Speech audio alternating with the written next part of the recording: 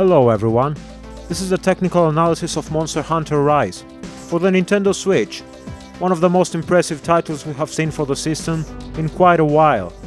The RE engine debut on the system does wonders, as you will soon find out. First, we're comparing the general graphics quality of the title in both docked and portable mode. As you can see, the differences between the two modes are rendering resolution, texture resolution, and texture filtering, amongst some other changes we're going to discuss later in the video. Moving on to resolution, the game runs around 756p on docked mode and 540p on portable mode. There's also no sign of a dynamic resolution scaler whatsoever. Draw distance in the game also looks to be identical between the two modes.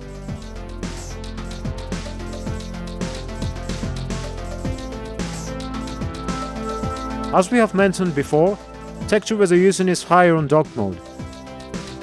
And as demonstrated from the next comparison, texture filtering is also higher in the docked configuration. Now we'll see the level of detail popping in the game is identical between the two modes. Look at how the shadows become sharper at the same time in both docked and portable mode. Continuing with shadow resolution, we can see it's identical between docked and portable mode.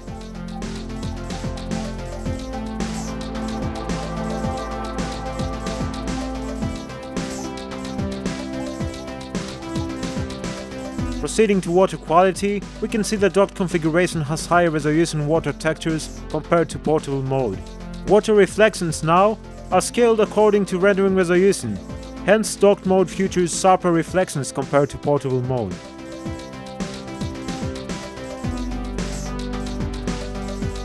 Finally, it's time to talk about performance. As you will see, the game is extremely optimized on both modes, and you'll only encounter rare frame drops in cases we will discuss at the end of the video. As you can see, when we are traversing the starting area, the frame rate is extremely stable, running at a log 30 frames per second in docked mode.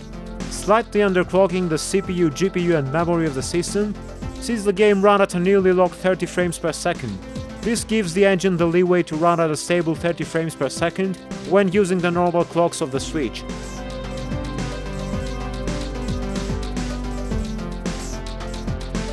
Underclocking the CPU to its lowest value barely does anything to the frame rate, pointing to the game being more limited by the GPU and the memory bandwidth of the system.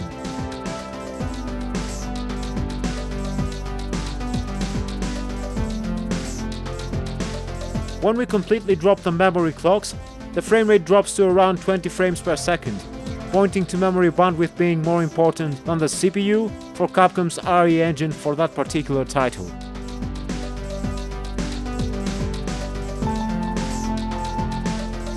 Lastly, underclocking the GPU to its lowest value completely destroys the frame rate, proving the game utilizes the Switch's GPU more than anything else.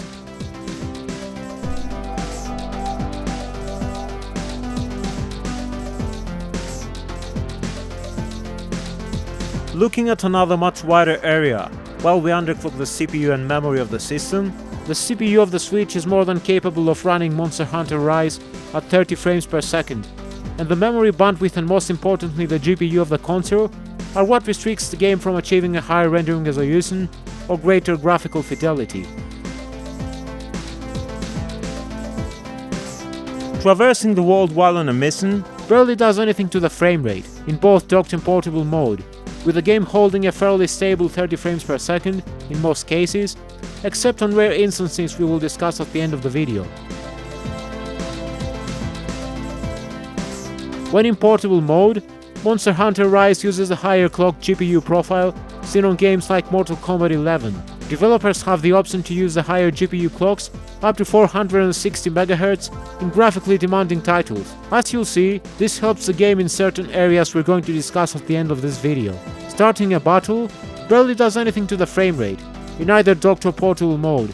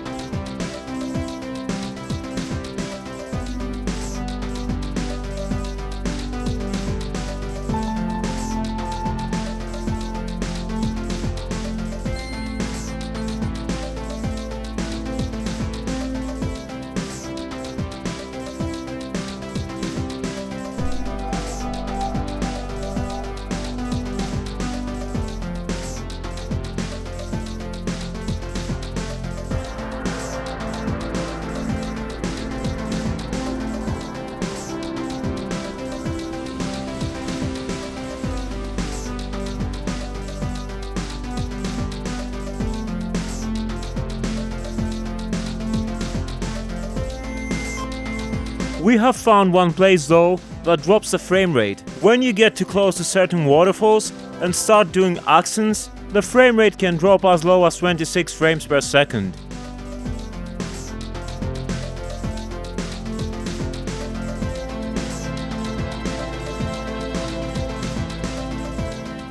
Overclocking the GPU to 921 MHz solves the issue, pointing to the GPU as being the root of our problems in this scenario.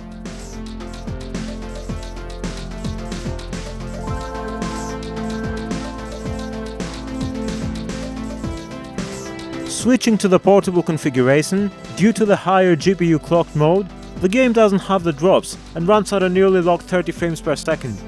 This is happening because the developers don't have access to a higher GPU clocked mode when using the Switch in a docked configuration. As you can clearly see, when we use the 384 MHz clocks found in most titles when in portable mode, the game drops the frame rate, just like when docked, pointing further to the GPU as being the root of our problem. Thanks so much for watching, see ya!